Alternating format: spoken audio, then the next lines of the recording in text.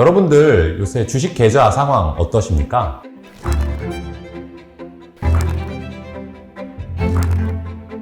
주변 사람들한테 물어보거나 댓글만 달고 있을 것이 아니라 이제 자산운용사 대표의 눈으로 여러분들을 설득해 봅시다. 지난 기본반 강의에서 열렬한 지지를 해주셨던 종목 선정 과정을 한 번 더 복습을 해볼 거고요. 직접 엑셀에 넣어서 적정 가격을 산정하는 그 방법을 말씀드릴 예정입니다. 제가 가르쳐드린 그대로만 따라오면 여러분들은 김현준과 같이 투자하는 것이 아니라 김현준의 방법대로 여러분들의 성공 공식을 써나가실 수 있을 겁니다.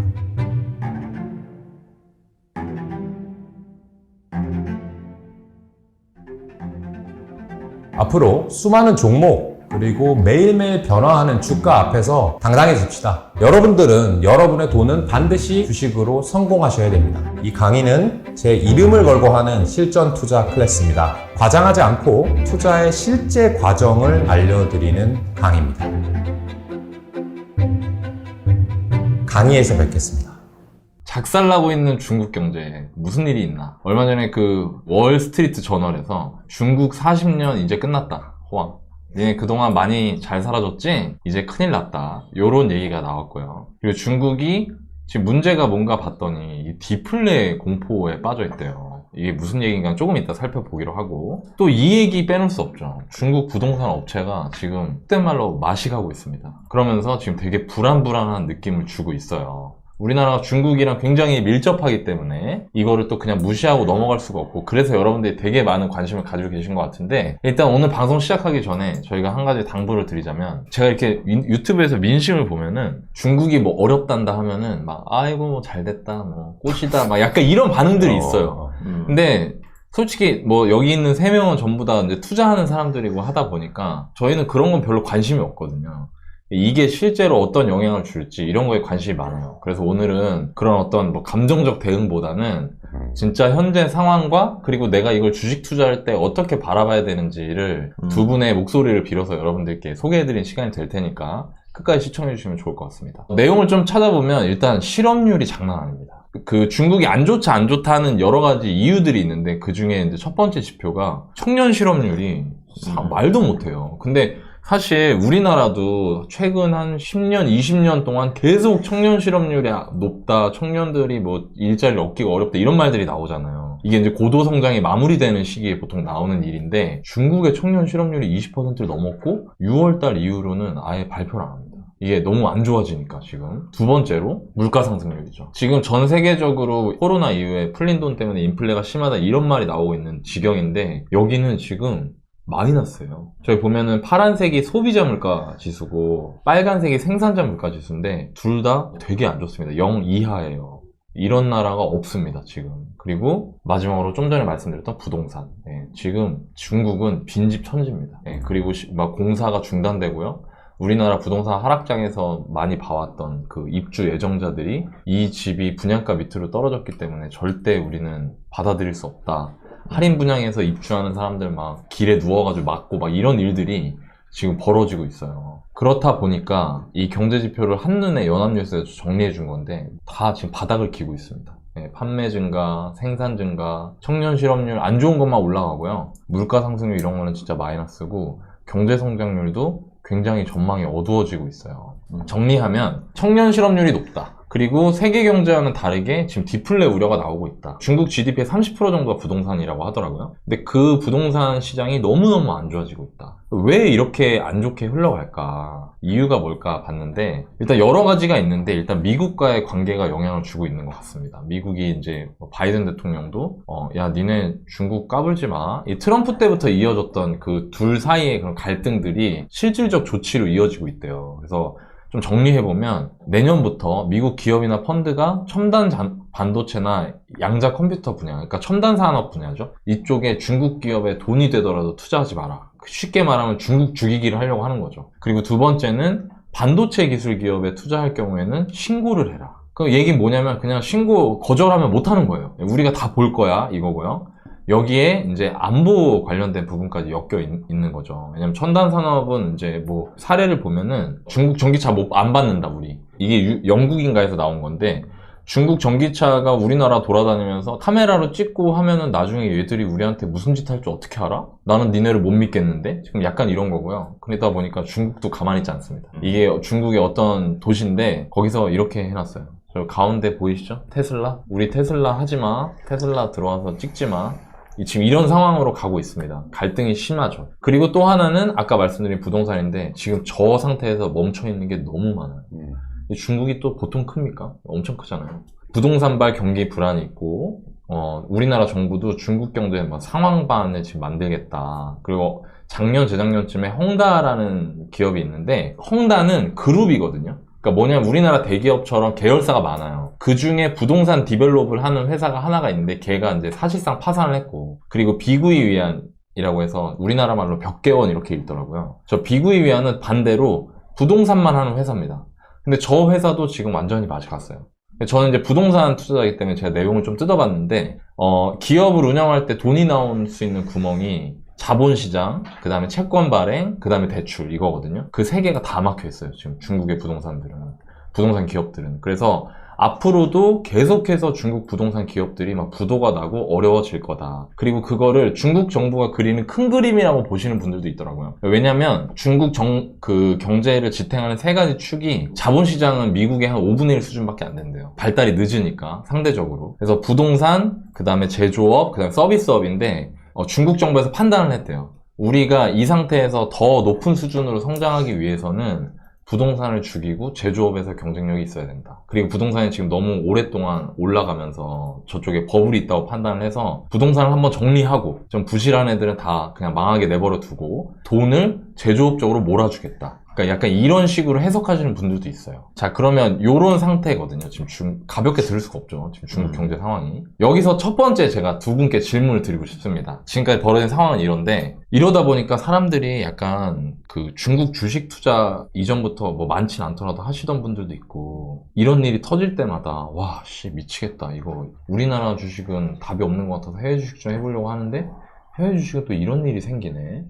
거시경제 매크로 이런 거를 완전 무시할 수 없을 것 같은데 이런 걸 어떻게 접근해야 될까 이런 생각을 갖고 계신 분들이 계시거든요. 이런 거 공부하세요? 거시경제 이런 거 공부하십니까? 네. 공부를 한다기보다는 계속 지켜보고 있긴 해요. 그러니까 이거를 네. 이제 조금 나눠서 봐야 될 것 같은데, 그러니까 우리가 투자를 할 때, 그러니까 부동산도 마찬가지고 주식도 마찬가지, 모든 자산이 마찬가지일 텐데, 네. 가치 또는 가격을 형성하는 데는 그 자산의 펀더멘탈이라는 게 하나 있을 거고, 그렇죠. 너무 중요하죠. 그 다음에 센티멘탈, 그러니까 이 펀더멘탈에 대한 프리미엄이 얼마나 붙어 있냐라는 게 있을 거잖아요. 네. 근데 문제는 우리가 이제 기본적으로 기업을 분석하고 한다라는 것은 이 펀더멘탈을 분석하는 거고, 뭐 예를 들어서 아파트를 사려고 본다고 하더라도 여기가 정말 환경이 좋은지 그렇죠. 그런 것들을 분석하는 네, 과정이 네. 필요한 거잖아요. 근데 이 매크로를 분석을 해서는 펀더멘탈에 어느 정도 영향을 미치는지 알 수가 없어요. 그러니까 예를 들면 지금 중국 경기가 안 좋다라고 했을 때 뭐 우리나라에 불닭볶음면이라는 라면을 수출하는 삼양식품이라는 회사가 있는데 한 달에 뭐 100만 봉을 수출을 하고 있는데 다음 달에 그러면 지금 경기가 안 좋았으니까 어떻게 될까? 3개월 뒤에는 어떻게 될까? 이거 자체를 예측하기 너무 힘들다는 거죠. 그래서 제 생각에는 네. 여러 가지 변수가 많잖아요. 네. 근데 그 변수를 줄여가는 과정이라고 보거든요. 변수를 줄여야 그만큼 내가 더 명확하게 좁은 그 영역을 볼 수 있고 더 정확해지는 확신이 생기는 그런 상황이 되는데 매크로를 보기 시작하면은 이게 변수가 너무 많아져. 네, 그렇죠. 그러니까 내 투자 아이디어 자체가 많이 희석되는 그런 상황이 생기거든요. 네. 이런 매크로적인 변화를 펀더멘탈로 연결시키기 너무 어렵다라는 거고, 그리고 이런 매크로 같은 경우는 투자자들이 혼동을 하는 것이 실제로 펀더멘탈에 얼마나 영향을 미치는지 모르는데 사실 주가는 센티멘탈로 많이 급하게 움직이거든요. 네. 그러니까 얼마 전에 어떤 그런 부분들도 해당 사항이 되는데 중국인 단체 관광객이 맞아. 허용이 된다. 네. 라고 했을 때 주가가 막 급하게 올랐잖아요. 네. 관련한 주식들이. 그런 것들이 전부 다 펀더멘탈이라기보다는 다음 달에 몇 명이 올지 어떻게 알아요? 그렇지만 온다고 하니까 일단 심리가 개선이 되면서 프리미엄이 개선되면 주가가 오르는 거거든요. 네. 그러니까 이런 뉴스들은 주로 센티멘탈적인 요인에 좀 영향을 많이 미친다라는 건데 기본적으로는 매크로의 펀더멘탈의 영향은 분석하기 힘들다라는 거예요. 저도 그렇게 말할 때가 있어요. 거시경제나 매크로는 저는 거의 신경 쓰지 않습니다. 라고 말해요. 저도. 근데 그러면은 이런 리액션이 나오더라고요. 아니 이번에 금리 때문에 부동산 개박살나는 거 못 봤어요? 네. 저 아무것도 모르는 놈. 네. 이렇게 아이고, 평가를 한다고. 네. 에이구, 그거를 봐야지. 근데 이 오해가 있는 게 저는 매크로나 거시경제를 실전 투자를 할 때 보지 않는다고 말한 거지 그게 영향을 주지 않는다고 말한 거야. 그렇지. 그러니까 영향은 줘요. 그런데도 보지 않아. 왜 보지 않냐면 본다고 해서 알 수가 없기 때문에. 네, 그렇죠. 맞아요. 예. 본다고 해서 그거를 알 수가 없으니까 그러니까 안 보거나 흐름만 잡고 쫓아가려고 하는 거지 그게 영향을 주지 않는다는 건 아니에요. 근데 그래서 실전 투자를 할 때 저는 그렇게 생각하거든요. 부동산 투자할 때 보통 금리나 뭐 어떤 대외적 변수가 영향을 주면 심리적으로 꽝 주면은 매매가가 많이 흔들리는 경우가 많거든요.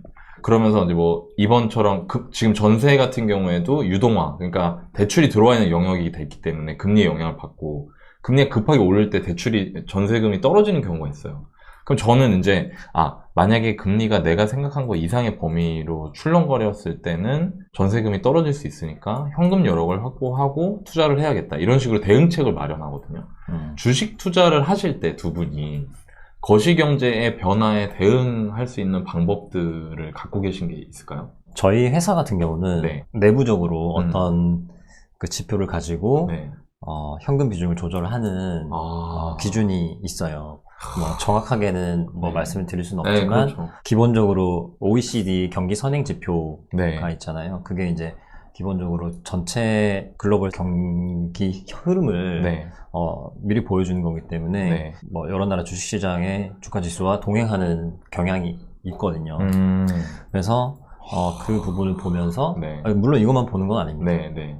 이 부분을 주로 보면서 현금 비중을 조절하고 네. 그리고 두 번째는 되게 어려운 영역인데 금리가 마찬가지로 주식시장에도 굉장히 큰 영향을 미치잖아요. 네. 작년 중반부터 이제 주가가 막 많이 떨어지기 시작했는데 금리 너무 많이 때문에. 오르니 급하게 올라가니까 네. 금리가. 그러니까 금리가 오르면서 이 기업 주가에 이제 묻어 있는 이 센티멘탈 프리미엄 요인이 자극하는 거죠. 많이 떨어지는 거죠. 그쵸. 그러다 보니까 이제 돈을 똑같이 벌고 있는데도 주가가 빠지는 그런 상황이 생기게 되거든요. 네. 그래서 그런 상황은 특히나 고성장주, 밸류에이션이 뭐 흔히 얘기하는 멀티플, PER이 높은 주식들에 좀 많이 나타나거든요.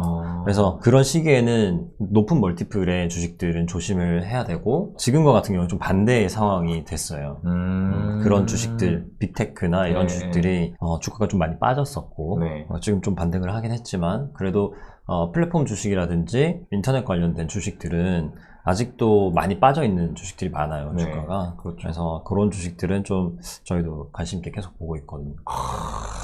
제가 한마디 첨언을 하면 이제 오해하실까봐 네.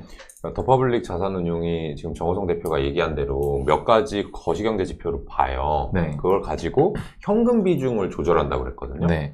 근데 그걸 어떻게 이해하시면 되냐면 거시경제 지표가 좋을 것 같다. 그러면 주식을 더 많이 사고 안 좋을 것 같다. 그럼 주식을 좀 덜 사는 거예요. 그러면 너네 거시경제 보는 거네.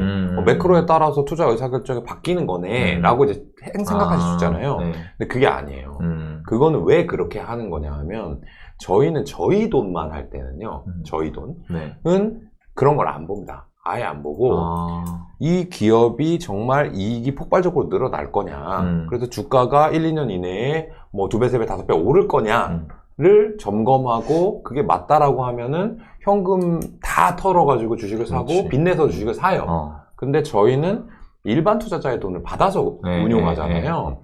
근데 그거를 저희 것대로 하면 일반 투자자분들이 이 주가의 변동성 때문에 되게 겁을 내시고 주가가 떨어지면 해약을 하고 싶어 하고 주가가 막 오르면 그때 가입하고 싶어 하시고 왜 수익률이 더 안 나 이렇게 얘기를 하시거든요. 그러니까 저희는 그분들의 돈의 변동성을 줄여주기 위해서 어쩔 수 없이 그렇게 하는 것이지 네.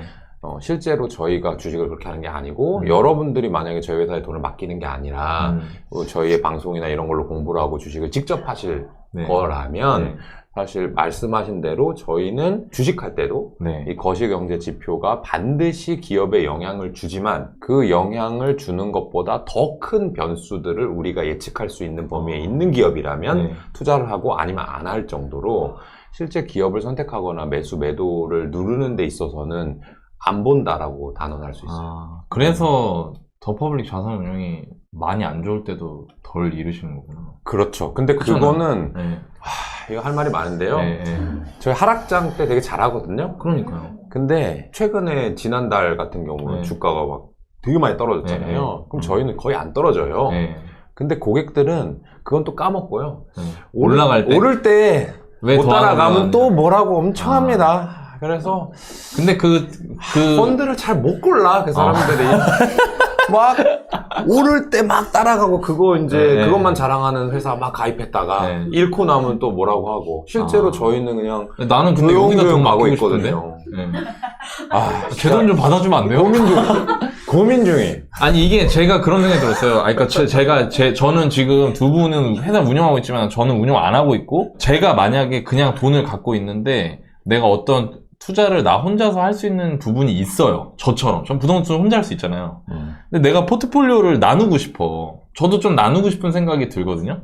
그러면은 예를 들어서 내가 가지고 있는 현금의 50%는 부동산을 넣어. 그리고 그 중에 일부는 10% 정도는 주식 직접 투자를 하고요. 5%는 비트코인 그냥 그러니까 매매를 해, 매매. 그냥 베팅을 한번 해. 그럼 나머지 한 35% 남잖아요. 저는 그런 거는 잃을 때 덜 잃고 꾸준히 플러스로 가는 거 하고 싶거든요.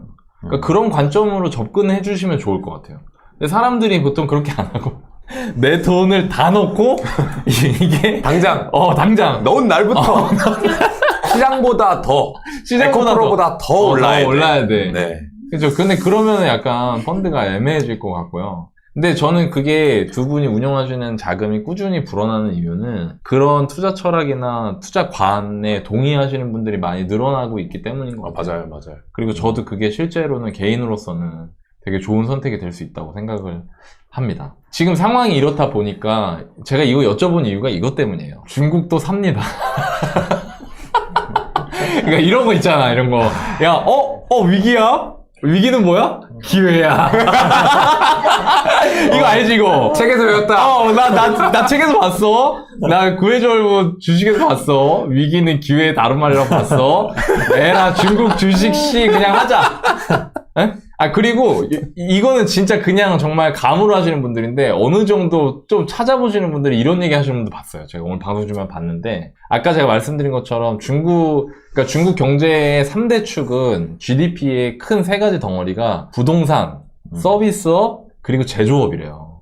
여기는 자본시장이 약하니까. 증권시장이 약하니까. 지금 중국의 방향은 이대로 가면 우리가 원하는 세계 초강대국 넘버원 강대국의 수준으로 올라갈 수 없으니 제조업 역량을 강화해야겠다. 그런데 마침 부동산이 너무 오랫동안 그러니까 중국 정부 판단하기에 버블이 심해. 그러니까 이참에 한번 싹 정리하고 돈을 제조업으로 몰아줘야지. 이런 걸 갖고 있대요. 왜냐면 중국 내에서 중국은 은행도 국영이기 때문에 은행들이 대출해주는 대출 잔액을 봤을 때 최근 2, 3년 동안 부동산 업계로는 대출이 거의 아까 제가 말씀드렸죠. 대출 다 잘라내, 다 막고 그 돈을 전부 제조업으로 밀어넣고 있는 거예요.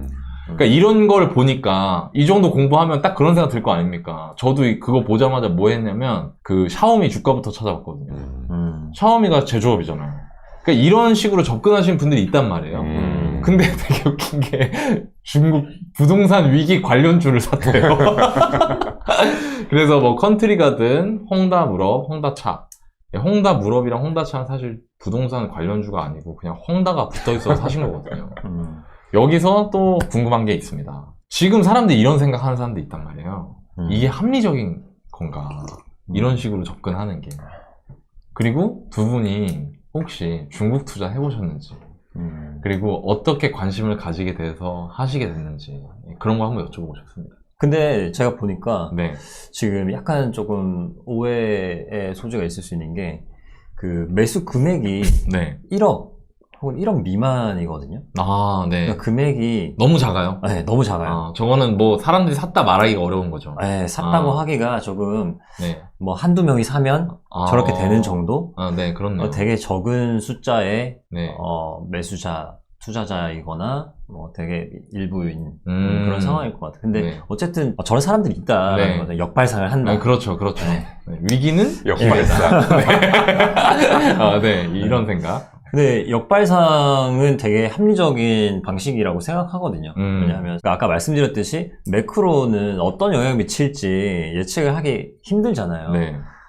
심리적으로만 지금 떨어졌다가 다시 원래 상태로 돌아오면 이거 먹을 수 있다. 그렇죠. 라는 생각을 하는 거는 합리적이죠. 근데 네. 과연 원래대로 돌아오느냐 이거에 대한 그 확신이 좀 있어야 될 것 같은데 그렇네요.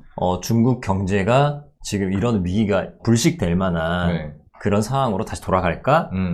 그런 좋은 이슈가 생길까? 라고 했을 때 모르는 거잖아요. 그럼 네. 이거는 사실 그냥 베팅하는 그렇죠. 것밖에 안 되는 네, 거죠. 네. 근데 모르겠어요. 이분들이 어떤 기준을 가지고 그런 판단을 하셨는지는 모르겠지만 사람의 관점에 따라서는 좀 다를 것 같긴 해요. 뭐 개별 주식의 어떤 성격들도 다 다를 수 있고 한 가지 더 말씀드리자면 네. 내가 투자를 할 때는 이 내 투자가 혹은 내 투자의 아이디어가 어디까지 연결이 되어 있는지를 좀 봐야 되거든요. 그렇습니다. 사실 아까 말씀드린 불닭볶음면을 만들어서 파는 수출하는 삼양식품에 투자를 한다라고 했을 때는 중국 경제가 안 좋아진다고 해서 삼양식품의 불닭볶음면을 좀 덜 먹을까? 미국 사람들이? 그게 사실 상식적으로 잘 납득은 안 돼요. 연결이 안 돼. 연결이 안 네. 되잖아요. 그러면 라면 산업이 좀 안 좋아질까? 중국 사람들이 돈이 없다고 해서 그것도 아닐 것 같거든요. 네. 라면 싸니까 상대적으로 라면 잘 먹겠지 라고 생각할 수 있고, 그러니까 이런 식으로 어떤 아이템, 어떤 특정 기업, 그리고 어떤 산업 어디까지 그 노출이 되어 있는지를 봐야 되는데, 예를 들어서 이럴 수는 있어요. 삼양식품 같은 경우 수출을 하기 때문에 네. 중국 경제가 이런 이슈가 생겨서 환율의 어떤 급변이 생긴다. 우리나라도 그렇게 됐을 때는 수출에 대한 매출액이 달라질 수 있기 때문에 그렇죠. 그런 부분은 일부 노출돼 있을 수 있지만 아주 중요한 부분은 아니거든요. 네. 근데 뭐 중국에 굴삭기를 수출하는 회사가 있다라고 네. 한다면 중국 부동산 굴삭기 야 이거 큰일 나겠는데 이렇게 될 수 있거든요. 네. 그러니까 지금 뭐 주가가 어떻게 됐는지는 모르겠지만 당연히 안 좋겠죠. 그런 주식들은 상식적으로 생각을 해도 이 산업은 안 좋아질 가능성이 상당히 높겠다.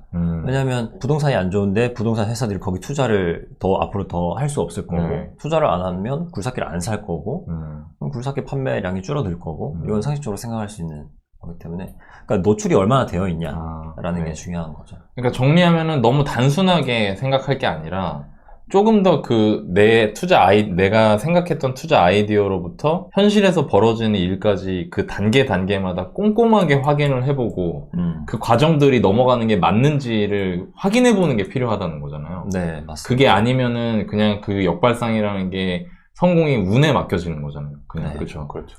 그 말씀이시군요. 그리고 또 두 번째 질문입니다. 네. 그 넘어가기 되게 전에 궁금해요. 제가 역발상 말씀하셔가지고 네네. 바보 같은 짓 한 거 한번 고백을 하면 네. 꼭 해야 되나요? 네. 여러분들 제가 여러분 이 회사 저 힘들게 삽니다. 아니 제가 아까 여기 어떤 분이 댓글에 너나이님 아직도 지금 저기 더퍼블릭에 돈 못 맡겼다고. 저 돈 맡기고 싶어요. 두 분 잘하시는 분입니다. 저는 그 솔직한 사람이고 네. 제 처하고 네. 저희 회사에서 꼭 그렇게 모든 걸 다 솔직하게 해야 되냐 라는 그 불만들이 있습니다. 네. 하지만 결론적으로 저희 회사는 10년간 아주 높은 수익을 냈기 때문에 고백해도 됩니다. 결과가 보여주는 거죠. 솔직하게 못하는 부분도 있지만 잘하는 부분이 많아서 돈 벌었다. 근데 이제 이건 좀 재밌는 얘기인데, 최근에 안타까운 일이 일어난 게 하와이 두 번째 큰 마우이 섬에 엄청난 불이 났잖아요. 엄청 크게 났더라고요. 근데 이게 좀 주식 투자자들은 또 그러면 관심을 가집니다. 부동산 투자자들도 관심 갖습니다. 관심 가지나요? 거기 가서 땅 한번 이번 기회에 사볼까? 거기 안 그래도 그 미국의 부동산 투자자들이 달려가고 집 팔려고 그랬대요. 맞아. 그거 비난 되게 많이 받아요. 엄청 욕먹었죠. 지금 이거 사람들 힘든데. 근데 하여튼 이 돈을 DNA로 갖고 있는 사람들은 관심이 가요. 그래서 제가 이렇게 좀 무슨 회사가 있는지 관련됐지만 주가는 떨어졌는데 별일이 없는 회사 실제로는 그래서 찾으려고 이제 해봤어요. 그랬더니 거기에서 전기 우리나라를 말하면 한국전력 같은 회사가 있더라고요. 그래서 발전을 해가지고 전기를 파는 거예요. 물론 이제 마우이 사람들이 당장은 힘들지만 결과적으로 전기를 또 써야 될 거 아닙니까? 그렇죠. 전기는 독점이거든요. 그래서 이런 주식이 있구나 한번 찾아봤는데 주가가 반토막이 난 거예요. 와 이거 되게 기회다. 하와이에 불이 났다고 해서 거기 독점 전력회사가 반토막이 났어? 아 이거 한번 사면은 조금 회복되면은 다 오르겠지 이렇게 생각했단 말이에요. 와 근데 큰일 날 뻔했죠. 왜요? 아무리 찾아도 그 회사가 너무 좋은 거예요. 크게 문제가 문제 없어. 전력도 지금도 여전히 잘 팔려. 이익도 잘 나. 이거 왜 떨어졌지? 왜 떨어졌지? 사야겠다. 그래서 제가 하고 있었는데 알고 보니까 그 미국은 소송의 나라 아닙니까? 네. 근데 무슨 소송이 걸렸냐면은 그 태풍이 왔었는데 하와이에 걔네들이 가지고 있는 그 변압기가 쓰러졌대요. 쓰러져서 그걸로 산불이 시작된 거 아니냐? 어이구. 그런데 너네가 이 변압기를 잘 관리했다면 꼭 점매놨다면 안 넘어졌을 텐데 너네가 관리 안 한 거 아니야? 해서 일단 소송을 걸었어요. 그래가지고 소송 금액이 10조인가? 근데 과거에 캘리포니아 산불 났을 때 실제로 그 캘리포니아 전력회사가 10조인가 20조 물어냈어요. 벌금을 먹고 파산했어요. 오 마이 갓. 그래서 떨어졌던 거야. 그래가지고 근데 여러분들은 보세요. 여기 아까 중국 그 헝다차 사신 분, 이 정도도 생각 안 했을 거야. 생각 안 했겠지. 그냥 떨어졌으니까 사자. 사는 뭐 이거잖아요. 그만큼 기다릴 생각도 네. 없고 공부도 안 했는데 어쨌든 그렇기 때문에 그렇게 역발상이 쉽지 않다. 내가 나만 뭐 싸다고 생각하나? 시장 참여자가 훨씬 더 똑똑하다. 이런 얘기를 드리고 싶었고 왜 제가 얘기한다고 했냐면 제가 중국을 훨씬 좋아해요. 정 대표보다. 제가 중국을 가본 것만 해도 한 20번 이상 갔거든요. 제가. 진짜요? 네네. 중국에 정말 많은 도시를 가봤어요. 장가게? 장가게 가봤죠. 아바타. 근데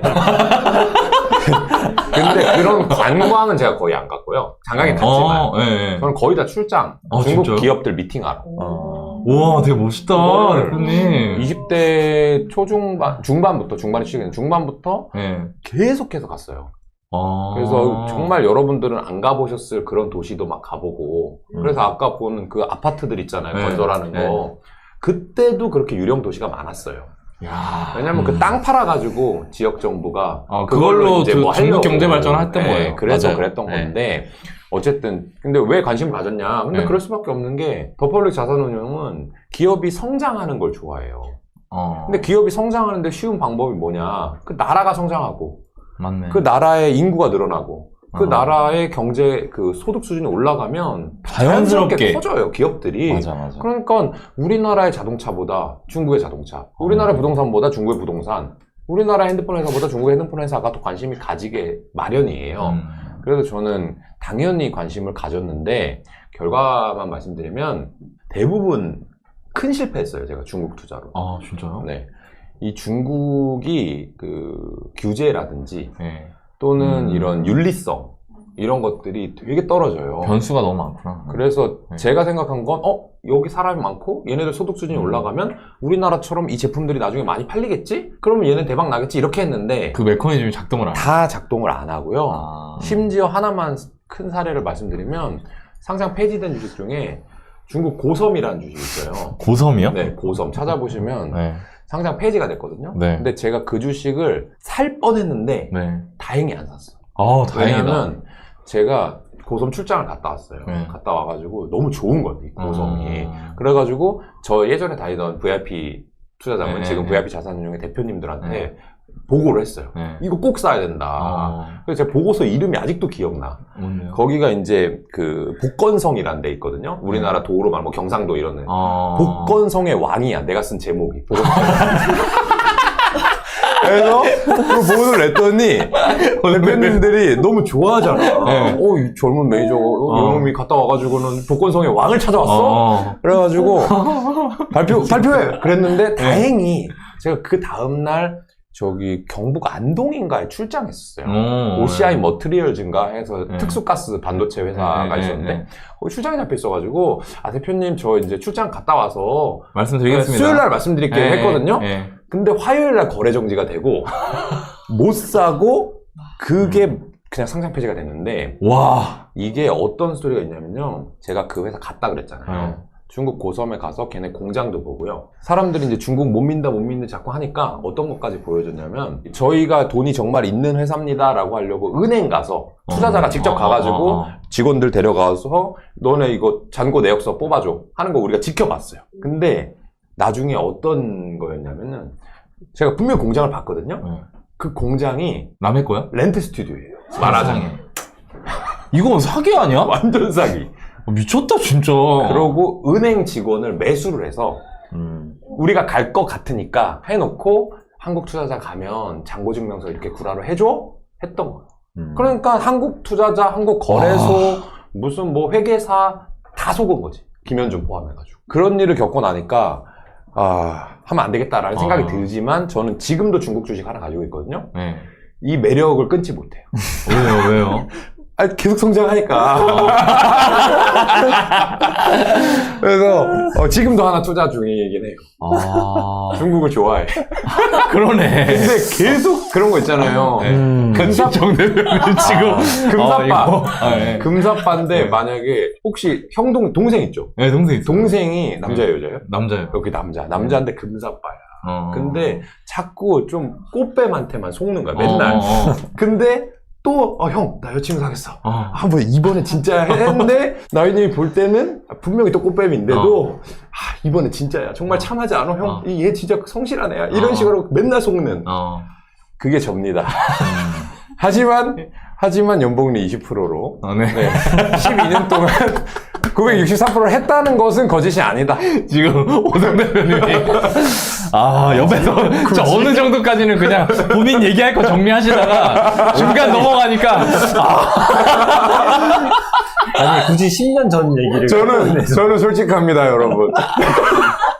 아니 근데 그 당시에 그것도 있었잖아요. 중국에서 어떤 물고기 이름이 있었는데 원양자원 우럭파리. 그 중국 원양자원이라는 회사가 있었는데 네. 우럭바리라는 생선이 있어요. 그건 진짜 있는 거예요? 돔이. 네. 그거를 잡아오는 원양 어선을 하는 회사인데 네. 투자자들 사이에서 이슈가 많이 됐던 게 이 회사가 정말로 배를 가지고 있는 그 정도예요? 네. 그래서 이제 배를 보러 김 가. 대표님처럼 이제 배를 보러 간 사람이 되게 많았어요. 그러면은 항구에서 저기 멀리 있는 배 보이지? 저거 우리 거야. 우리 거라고? 지금 확인할 조금 나가 방법이 있다고. 없으니까. 야, 그래, 이 정도면 근데 없었어. 네. 근데 결국 거기도 뻥이에요? 다 뻥이었어. 와, 진짜 여기는 진짜 너무 리스크가 크다. 야, 이래서 이게 어렵구나. 이래서 자본시장이 못 크나 보다. 여기. 맞아요. 네. 그게 그런 것 같아. 이게 우리만 그렇게 생각할 게 아니잖아요. 좋습니다. 두 분의 이제 중국 투자 얘기도 들어봤고, 이제 해외 주식 투자 관심 있는 분들을 위해서 그런 얘기를 좀 하겠습니다. 지금까지는 두 분의 그 재밌는 과거인데, 조금 있다가 두 분의 성공적인 해외 투자 말씀드리겠습니다. 두 분 전문 투자자고 투자 잘합니다. 오해하시면 안 돼요. 자, 바쁜 직장인이 해외 주식을 접근하는 가장 쉬운 방법. 오늘 겁니다. 오늘 블라인드에 나온 건데, 어떤 분이 지금 엔비디아 사면 미친 짓이야? 막 요새 계속 떠오르나 봐요. 이게 보니까 실적 발표하고 나서 실적이 또 잘 나와가지고 그런가 봐요. 근데 지금 저희 공무원분들이 주로 주식을 많이 하시는 것 같아요. 세 분이 다, 한 분은 작성자구나. 계속 올라서 못 사겠어. 그러니까 어떤 다른 공무원분이 지금이라도 탑승해라. 근데 저는 저건 무슨 얘기예요? 새마을금고 난 타점이면 모르겠는데 오르고 있는 거 쳐다봐요. 타점이 뭐야? 타점? 사야하는 지점. 귀여운데. 타점 때려야 되는 지점이라고. 사야 하는 지점을 알면 지금 블라인드에서 이러고 있냐고. 맞아.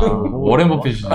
지금 뭐 하여튼 요런 지금 분위기가 형성이 되고 있습니다. 그리고 다음 이게 진짜 저는 정말 이거 너무 공감 많이 되는데 30살 전에 1억 모으는 거 목표라고 했어요. 저 지금 1,000만 원 있고 20대예요. 근데 그러려면 한 달에 350을 모아야 되더라고요. 와.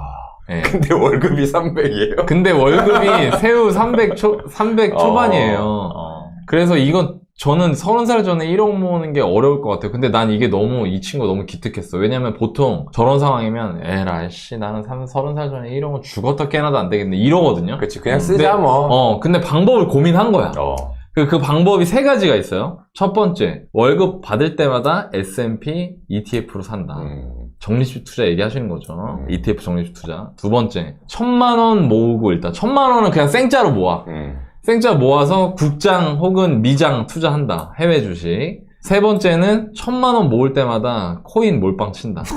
이거예요, 이거. 나는 이런 생각하고 있는데 제 생각 좀 평가해 주세요. 막 약간 이런 식으로 글을 올리신 거죠. 몇 번이에요? 1, 2, 3 중에? 이런 고민하는 사람 많을 것 같아. 일단은- 27살 남자래요. 근데 저는 나이가 궁금했는데 지금 알려주셔가지고 3년 남은 거잖아요. 네, 그러면 그죠. 그 시드 1000 모을 때마다와 월급을 받을 때마다 두 가지를 비교했을 때는 당연히 월급 받을 때마다 넣는 게 맞죠. 그렇죠. 왜냐면 굳이 1,000만 원을 모았다가 늘 이유는 없으니까 월급 받을 때마다 넣는 걸로 하고 ETF를 사냐 S&P 500 ETF 국내 주식 하냐 해외 주식 하냐 암호화폐 투자하냐 일단 저는 암호화폐 투자는 아니다 라고 생각을 하고요. 2번 같은 경우는 사람마다 다를 것 같은데 그러니까 맞네. 그러니까 공부를 할 의지가 있고 어느 정도 경제적인 관념이라든지 이런 것들이 어느 성숙해졌다 그런 분이면 투자를 하는 게 맞겠지만 네. 그런 상황이 아니시면 1번으로 가시는 게 크게 무리 안 하고 갈 수 있는 길이 아닐까라고 생각이 하나 드네요. 더 있는데 저는 1, 2, 3번 말고 뭐 있어요? 4번을 주고 4번. 4번. 월급 받을 때마다 더 퍼블릭 자산운용 그렇지. 소액 랩을 가입한다. 어. 그러면 보세요. 생각도 안 해도 되죠. 공부 안 해도 되죠. 근데 S&P 500은 세금 내야 되는데 저희 랩은 세금 안 내거든요. 네. 저는 4번 하지 않을까. 오늘 약간 뻔뻔해지기로 했습니다. 그렇네요. 지금 좀 전에 본인 지금 중국 가서 사기당한 거라고 얘기하시고. 네, 하여튼 근데 그것도 좋은 방법이죠. 근데 저는 그런 생각 들었어요. 저는 2번. 왜냐면 답이 없으니까. 그러니까 일단은 결정을 해놓고 그게 되게 만들어야 될 거예요. 그치. 네, 왜냐면 S&P 지금 27면 3년 남았잖아요. 네. 그 S&P ETF로 3년 동안 드라마틱하게 돈을 벌 수는 없잖아요. 그렇죠. 저거는 장기로 갈 맞네. 때 빛을 발하는 거잖아. 맞네. 20년, 30년을 볼 때. 맞네. 그러니까 어차피 내가 장기적으로 수동적 투자를 할 게 아니면 흔들리지 않으면서 오를 때 왜 우린 못 올라 막 이러면서 할 게 아니면 2번으로 간다. 대신 공부한다. 노나님 그러면 왜 3번은 왜 안 돼요? 암호화폐는 공부해도 되는 건지 안 되는 건지를 모르겠어요. 월부에 암호화폐 강의는 있나요? 없어요. 없죠. 네. 근데 월부에 주식 강의는 있잖아요. 주식강의 있죠. 네. 주식강의 있어요. 뻔뻔해지기로 했습니다. 네, 저기 더 퍼블릭 자산운용이라는 회사에서 네. 자산운용하고 계시는 김현준 대표님이 하시는 강의가 있습니다. 네, 그 강의 같은 거 들으면서 네. 직접 주식 투자를 한번 배워보지 않을까. 네. 그리고 또 나이가 20대니까 어린 나이에 리스크를 맞아. 짊어지는 게 훨씬 무게가 가볍잖아요. 그래서 저라면 2번을 하지 않을까. 근데 예, 그렇습니다. 네. 근데 저 제목은 피디님이 적어주신 거죠? 바쁜 네. 직장인. 네, 맞습니다. 저는 저 그러네. 단어를 되게 싫어하거든요. 바쁜 직장인. 왜요? 안 바쁜 사람이 어디 있어요? 네, 여기서, 네, 꼰대력이 나오기 시작합니다. 네, 그렇습니다. 좀 물어보고 싶어요. 네. 지금 넷플릭스- 작가님, 피디님 표정이 너무 안 좋아졌어. 쟤도 사장이었어. 그러니까 집에서 넷플릭스 봐요, 안 봐요? 봐요. 네, 봐요. 봐요. 그 시간에 공부하면 돼요. 마당이 있는지 봤어. 네. 네. 저도 동공지진 가고 싶습니다. 네. 이렇게 공감을 해드려야 돼요. 맞아요. 이분들이랑. 근데 확실히 진짜 맞긴 맞아요. 왜냐면 공부 안 하면 돈 다 잃는 건 맞으니까. 네. 네. 오늘 좋습니다. 오늘 호성 대표님이 오늘이 마지막인데 몸이 풀리셔가지고 또 조만간 한 번 더 모시는 걸로 네, 그렇게 해보겠습니다. 질문입니다.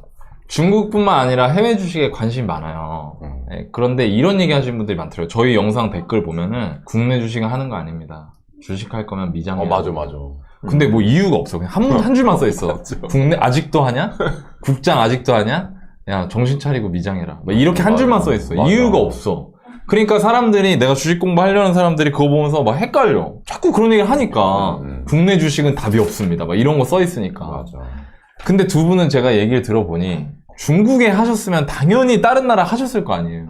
네. 다른 그리고- 나라가 훨씬 많아요. 그죠? 네. 그리고 제가 알기로 현준 대표님 뭐 일본 투자도 하시고 또 돈 버신 걸로 안단 말이에요, 저는. 아까 우스갯소리로 저희가 재밌게 하려고 했지만. 두 분이 해외 주식에서 성과를 낼 때, 이런 부분은 국장이랑 다른 부분이 있고, 이런 부분을 조심하면 해외 주식 투자할 때 참 도움이 된다. 이런 거 하나 얘기해 주실 수 있을까요? 국내 주식과 해외 주식 할 때 제 기준에서 일단 먼저 말씀을 드리면 네. 국내 주식 같은 경우는 뉴스가 되게 많이 나오잖아요. 네, 어떤 개별 주식에 대한 뉴스, 주식시장에 대한 뉴스, 어떤 섹터가 좋다 이런 뉴스가 많이 나오고 그렇기 때문에 우리 감을 좀 잘 잡을 수 있거든요.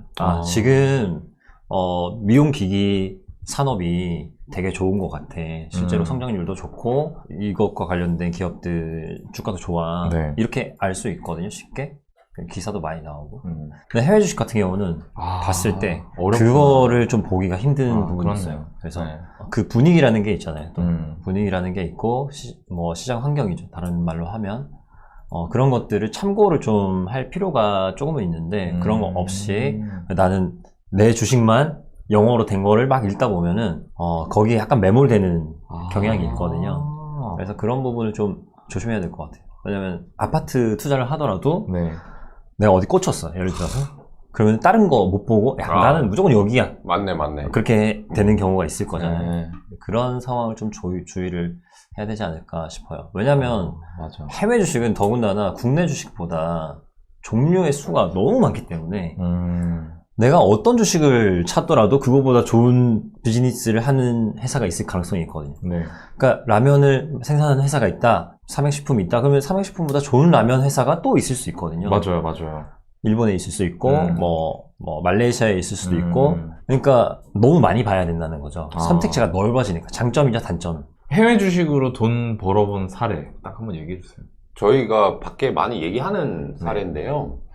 해외 주식의 가장 큰 장점을 얘기하자면 갖가지 이 국가들이 네. 성장의 속도라든지 단계가 각기 달라요. 그렇기 때문에 한 번의 아이디어를 생각해냈을 때 내가 국내 주식만 해야 되는 사람이라면 그거 한 번 사고 끝이에요. 근데 해외 같은 경우는 발전의 속도가 다르니까 투자를 여러 번 할 수 있는데, 예를 들어서 제가 이제 밖에서 얘기했던 사례 중에서 일본에 투자해야 된다. 네. 왜냐하면 일본은 아직까지 디지털 포메이션, 디지털라이제이션 이런 것들이 늦기 때문에 네. 우리나라 사람들이 볼 때는 얘는 삼성페이 같은 거 아직 안 써? 앞으로 쓰겠는데? 얘네는 키오스크도 없어? 키오스크로 바뀌겠는데? 이렇게 생각하는, 스마트폰 아직도 안 써? 홈페이지로 해? 이런 것들이 바뀌겠네 라고 하는 것이 너무 당위적이잖아요. 네. 그러니까 저는 그렇게 표현을 해요. 해외 주식을 하면 타임머신을 탄 사람이 되는 기분이다. 맞네. 그렇네 진짜. 그래서 저희 회사가 돈을 번 케이스 중에 그런 게 있었어요. 제가 배달의 민족을 엄청 좋아하는데, 네. 그 배민을 시켜 먹다가, 이거 내가 여기다 돈 쓰는 거에서 끝나는 게 아니라, 이 배민이라는 회사에 투자를 해야 되겠다, 라고 생각한 적이 있었거든요. 네. 되게 오래 전인데, 근데 배민은 그 당시에 비상장이었어요. 그러니까 투자를 할 수가 없었던 거예요. 만약에 내가 국내 투자자였다면, 그냥, 그래, 어쩔 수 없네. 어쩔 수 없지. 다른 거 찾지 뭐. 상장회사 없으니까 다른 아이디어로 가자 했을 것인데, 저희는 이미 그 당시에 해외 투자를 많이 하고 있을 때였거든요. 네. 그래서 해외에 찾아봤어요. 배달 앱 하는 회사가 있는가. 그랬더니 해외에는 상장된 회사가 되게 많이 있었고요. 네. 그 당시에 저희가 투자하게 된 게 네덜란드 회사인데, 테이크어웨이닷컴이라는 회사를 투자를 하게 됐어요. 네. 근데 그때 그 회사는 어떤 상황이었냐면, 그렇게 똑똑하다는 월가 사람들이, 야, 음식 배달 그거 돈 안 될걸? 음식 배달 시켜 먹는 거 아니야. 교양 없는 행동이야. 그거 뭐 중국 음식이나 피자나 하는 거지. 절대 안 돼. 이런 식으로 정말 골드만삭스 메릴린치 리포트에 써 있어요. 이런 회사 망할 거야. 걔들은 돈 많아가지고 그런 거 싸구려라 생각하나 보다. 그렇죠. 그리고 또 하나는 뭐가 있었냐면, 테이크어웨이닷컴이 경쟁하던 딜리버리 히어로라는 회사가 있거든요. 근데 DH. 네, DH. 네. 둘이 엄청 싸우고 있었어요, 그 당시에. 유럽에서. 네. 싸운다는 거는 막 마케팅비 쓰고 광고하고 쿠폰 주고. 경쟁하면서. 그렇죠. 네. 근데 저는 이제 두 가지 생각을 한 게, 미국이나 유럽 사람은 사람 아닌가? 사람이라고 하는 건 한번 편해지면 불편한 쪽으로 못 가는데. 못 가지. 근데 내가 앉아가지고 다양한 메뉴를 보고 주문하고 결제까지 해주면 누워있는 상태에서 다양한 음식이 와? 너무 좋아. 이거는 미국 사람, 유럽 사람 반드시 될 거다. 라고 저는 당위적으로 생각을 했고요. 또 하나는 우리는 이미 그 당시에 배민, 요기요 배달통이 싸우는 걸 봤잖아요. 네. 쿠폰을 엄청 뿌렸잖아요, 초반에. 네. 근데 요기요 배달통 문 닫고, 요기요도 팔리고, 이러고 나니까 배민이 1등 되자마자 독점이야. 쿠폰 쫙 줄이면서 맞아. 이익이 엄청 많이 났거든요. 네. 이거 무조건 이렇게 되겠다. 해서 테이크어웨이닷컴에 투자를 했어요. 네. 제가 생각한 대로 됐죠. 유럽 사람들 배달 엄청 시켜 먹고, 저는 해외여행 가면 테이크어웨이닷컴이나 우버이츠로 배달해서 먹어요. 실제 호텔에서. 다양한 음식이 다 돼요. 그리고 딜리버리 히어로가 실패했어요, 거기서. 실패해서 진 다음에 철수하면서 철수한 돈을 가지고 우리나라 배민을 산 거예요, 실제로. 아, 그랬구나. 그래서 그 김봉준 대표님이 DH에서 부문장 같은 게 그렇게 된 됐잖아요. 그래서 그 주식이 3배 올랐거든요. 와, 근데 3배 올랐어요? 일단 제가 타임머신 타고 한번 간 거죠. 네. 근데 여기가 끝이 아니에요. 또 있어요? 그러고 나서 야 이거 개꿀인데 사람들이 다 배달로 다 이거 먹으면서 돈을 벌겠는데 네. 근데 외국에 또 찾아보니까 여전히 또 싸우는 데가 있네. 그게 중국이었어요. 야 중국에서 이 알리바바 자회사는 으얼러머라는 회사가 있고 네. 메이트한 DMP라는 회사가 네. 있는데 그 둘이 또 싸우고 있어요. 둘이서 또 경쟁하고 네, 있어? 또 싸우고 아직 배달이 많이 안 커졌어. 와. 그래서 우리는 똑같은 상황이니까 그 당시에 1등 앱이 이렇게 될 거야. 메이트한 DMP는 샀죠. 근데 그 당시에 메이트한 DMP가 되게 작은 회사였고요. 네. 알리바바 자회사인 으얼러머가 당연히 빅테크 자회사니까 잘 될 거야 라는 네. 생각이 있었거든요. 시장 참여자들은. 근데 왜 샀어요? 작은 거? 근데 저희는 1등 앱이 무조건 된다고 봤거든요. 배민이 1등이었고 네. 다 먹었어요. 맞아. 테이크어웨이가 1등이었는데 다 먹었어요. 메이트하는 작은 회사였지만 배달에서는 1등이었어요. 그럼 얘네가 먹을 수밖에 없다. 결국 배달에서? 1등 앱을 쓸 수밖에 없다. 메이트한 DMP이 지금은 중국의 아주 유명한 빅테크예요. 우리나라의 네이버 카카오만큼 회사가 커져서 수십 조짜리 회사가 됐어요. 저희는 그걸 3배 수익을 내고 팔았어요. 아, 더 갖고 있지. 그러면 9배가 됐어요. 네. 그렇죠? 1억을 투자했으면 아, 3배 불린 거 갖고 그걸 넣어서 또 3배가 된 네. 거야? 그럼 3억이 9억 됐죠? 네. 근데 꿈의 그걸 투자네, 가지고 꿈의 투자. 일본을 봤어요. 또 했어? 네. 또 해 먹었어, 그걸? 일본에 이 우리나라로 말하면 컬리 같은 야. 오이식스라는 회사가 있는데 신선 배송? 네. 네, 근데 그것도 맞아요. 안 되고 있었어. 누가 그 배송 귀찮게 그냥 마트 가면 되지 이런 맞아요. 생각 일본 사람 또 하고 있었다. 그 주식도 3배 올랐거든요. 그러니까 27 배네? 1억이 27억 된 거죠. 그 와. 배달 가지고 네. 나는 그냥 밥만 먹고 살찌는 사람이 될 거냐? 아니면 내가 배민 앱을 평생 써도 될 만큼 많은 돈을 한 번의 아이디어로 벌어낼 거냐라는 걸 보면 해외 주식이 그런 부분에 있어서 분명히 매력이 있죠. 그러니까 이걸로 27배를 버니까 그 정도 뭐 중국에서 조금 해도 괜찮지. 실패할 수도 있는 거예요. 그렇지. 네. 주식으로 뭐. 그렇습니다. 대표, 홍성 대표님 굉장히 만족스러워 하시네요. 밀당을 해야 된다고. 그렇네. 야, 이게 포인트가 너무 좋다. 그러니까 쉽게 말하면 이거잖아요. 그 국가가 처한 국면이 페이즈가 다 달라. 맞아요. 어디는 앞에 있고 어디는 뒤에 있어. 그래서 앞에 있는 국가에서 이미 유행한 게 뒤에 있는 국가에서도 분명히 머지않아 될 거야. 똑같이. 여기서 얻었던 아이디어를 가지고 과거로 돌아가서 돈을 집어넣는 거네. 그러니까 예를 들면 팀장님 같은 경우는 네. 뭐 지금은 국내 투자 주로 아파트만 하시지만 그 비슷하다고 가정한다면 베트남 요놈들 이거 아파트로 다 바뀔 것 같은데 주택에서 그럼 어떤 아파트가 될까? 그 생각을 그대로 가지고 간다면 만약에 그렇네. 강남 개발 처음 압구정 현대 처음 할 때 느낌으로 베트남에 갈 수 있는 거예요. 장난 아니지. 그러면 네. 쓸어 담는 거죠, 사실. 그렇죠. 여러분들 저기 부잣집 막내 아들 그거 보면서 할 걸이 할 아니라 할 수 있다니까. 할아버지, 저 땅 좀 주세요. 그래? 어디? 분당이라고 시골이에요. 이거 그거예요, 그거. 아, 그걸 할 수 있습니다. 해외 투자를. 호성 대표님도 해외 투자 해보셨죠? 예, 저도 같이 많이 하고 있어요. 이거 되게 너무 좋은, 근데 이거 너무 좋은 아이디어인데, 이거 방송으로 푸는 게 이게, 이건 거의 그냥 땅 짚고 헤엄치기인데, 이거. 본인이 조금만 맞아요, 꼼꼼하면. 맞아요. 네, 그쵸. 장난 아니네요, 진짜. 요즘에는 저 같은 경우 어떻게 하냐면요. 네. 저도 이런 방식, 그러니까 시간이 다르게 흐른다, 국가별로. 네. 그렇게 생각을 하고, 그래서 말씀하신 것처럼, 우리나라의 지금 현재가 어떤 뭐 동남아, 베트남에는 미래가 될 수 있는 거고, 그렇잖아요. 네. 그래서 저는 아이디어를 딱 찾았을 때, 요런 일을 하는 회사를 다 알려줘. 라고 챗 GPT에다가 씁니다. 그러면은 챗 GPT가 그 글로벌로 상장되어 있는 그런 회사들을 다 알려줘요. 너무 좋아. 걔는 거짓말 안 하잖아. 그러면 거기에 이제 정 대표가 그 회사를 하나하나 다 파보는 거예요.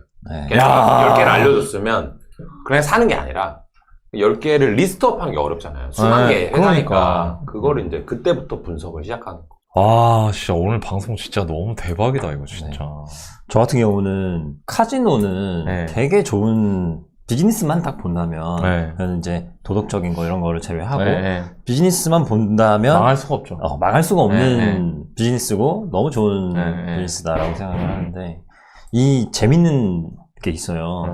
국가별로 이게 카지노가 합법화되어 있는 나라가 있고 합법화가 안 된 나라가 있거든요. 네.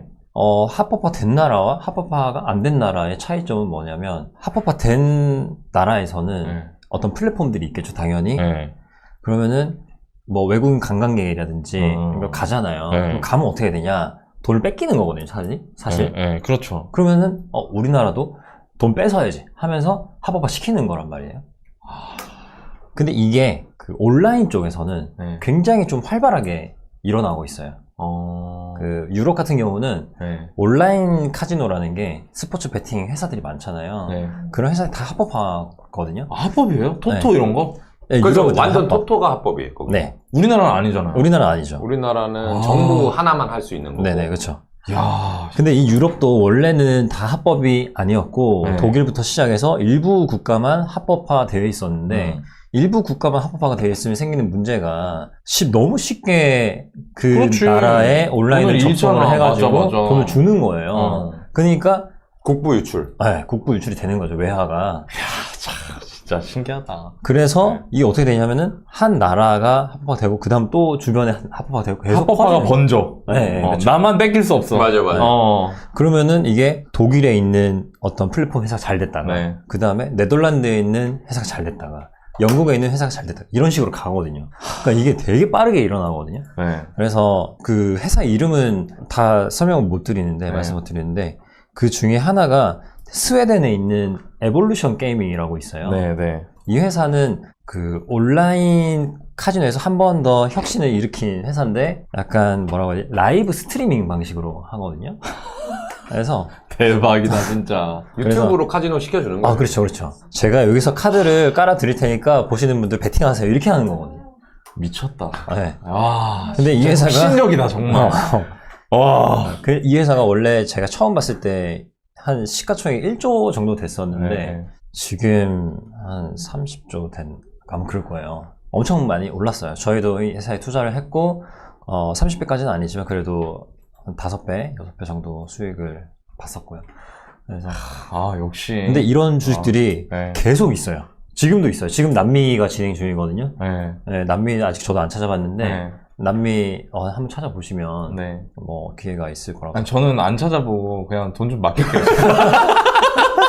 네? 제가 좀 맡길 테니까 좀 어떻게 좀 해주세요. 아니, 현준 대표님이 지인 돈은 안 맞는다고. 아, 대박이네요, 정 진짜. 대표랑은 아직 덜 친하니까. 네. 여기 그렇네요. 통해서- 여기 통해서 제가 넣어야겠네요. 이렇게. 뭐, 어쨌든, 어느 호수든 그냥 물만 채우면 되는 거잖아요. 자, 오늘 여러분들한테 준비된 내용은 이 부분, 앞부분은 말씀을 다 드렸는데, 아시겠지만, 호성 대표님 오늘이 한정판 끝입니다. 2회차. 네. 네, 근데 제 생각에 조만간 오실 것 같습니다. 네. 제 바람입니다. 네. 감사합니다. 대표님 어떠셨어요? 2번 하시면서 이거 하시면서. 너무 재밌어요, 사실. 그죠? 재밌지 네, 않아요? 네. 네. 첫 번째는 너무 좀 부담이 되고, 네. 좀 긴장도 되고, 네. 입이 잘 안 떠지고 네. 그랬는데, 또 가운데 앉혀주시니까. 네. 그리고 약간의 그런 편안함이 생겼어, 지금. 네. 여기 다 아이. 근데 이게, 좀 편해졌어요. 네, 하여튼. 좀 편해졌어요. 네. 너무 좋았고. 네네. 지금, 저기 마지막으로 전 나가나요? 요거 뭐. 아니, 이게 영상이 하나 요거 해서 나가니까. 그걸로는 일단 잠깐 인사드리려고. 네. 방송이에요. 방송은 이런 겁니다. 네. 사실, 들어오기 전에, 네. 김 대표님이 저한테, 네. 다른 건 모르겠고, 네. 마지막에 이거, 투자자분들에게 네. 해주고 싶은 말을 꼭 한번 준비를 해봤으면 좋겠다. 네, 좋습니다. 갑자기 부담이 막 되는 거예요. 그 얘기 안 했으면 차라리 좀 편하게 얘기했는데. 그래서 그냥 제가 살아오면서 느낀 것 중에 거의 한 달에 한 번 정도씩 생각하는 게 있거든요. 근데 이게 되게 좀 원동력이 되고, 그래서 좀 말씀드리고 싶은데, 네. 그게 뭐냐면, 나도 배워야겠다. 제가 재수할 때, 재수 학원에서 그 학원 선생님이 학원 강사가 노량진 학원 강사가 알려주신 얘기거든요. 네네. 뭐냐면 행복 방정식이라고 있어요. 행복 방정식. 행복은 욕심분의 노력이에요. 그래서 욕심이 커지면 분모가 커지니까 행복이 줄어들고 노력이 커지면 행복에 가까워지고 근데 욕심이 커지면서 노력도 커지면 행복이 유지될 수 있고 근데 욕심이 커지는데 노력을 안 한다. 그러면 불행해지죠. 네. 이런 논리가 담겨 있는 거거든요. 주식이라는 거는 결국에는 나의 성공 확률, 그러니까 결국 승률, 성공 확률을 높이는 게임이거든요. 저는 게임이라고 생각해요.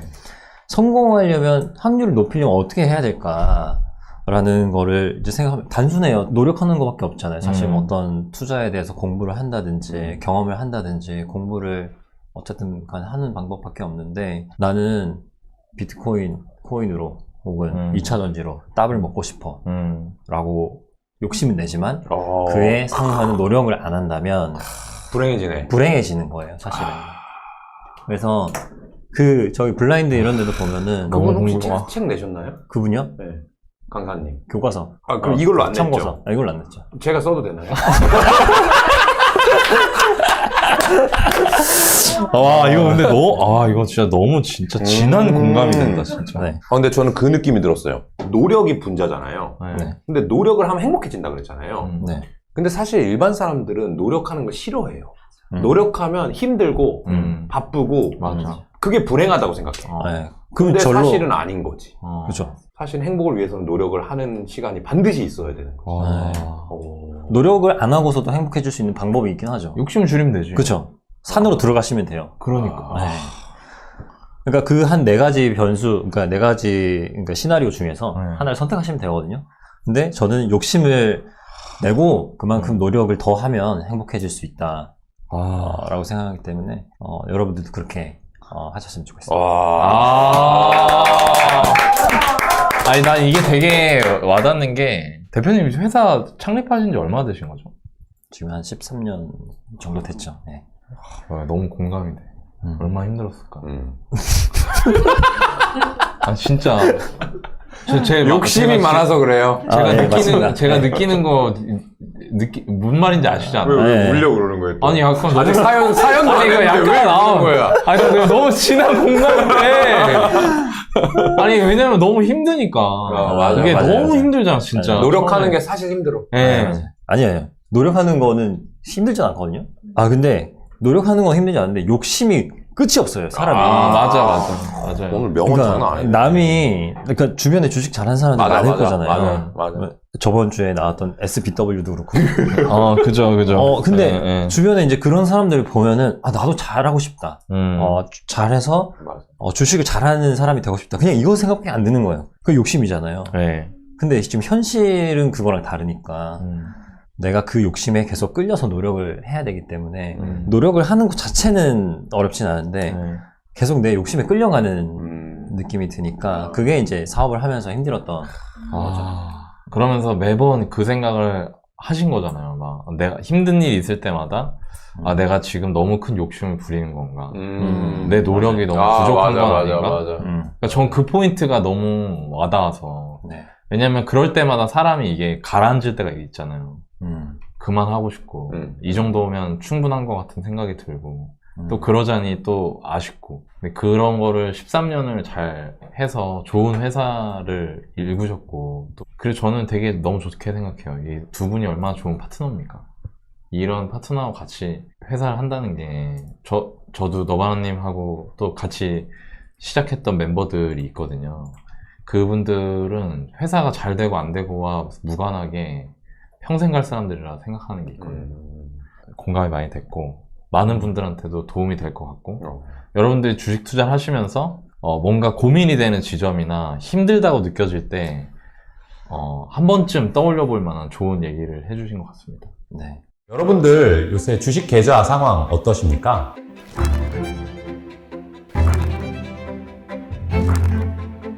주변 사람들한테 물어보거나 댓글만 달고 있을 것이 아니라 이제 자산운용사 대표의 눈으로 여러분들을 설득해 봅시다.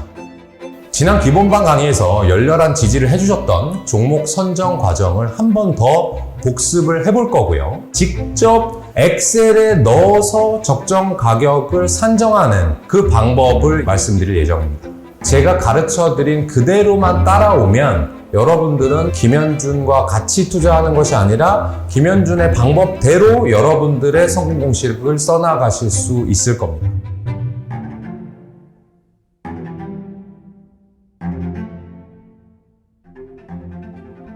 앞으로 수많은 종목 그리고 매일매일 변화하는 주가 앞에서 당당해집시다. 여러분들은 여러분의 돈은 반드시 주식으로 성공하셔야 됩니다. 이 강의는 제 이름을 걸고 하는 실전 투자 클래스입니다. 과장하지 않고 투자의 실제 과정을 알려드리는 강의입니다.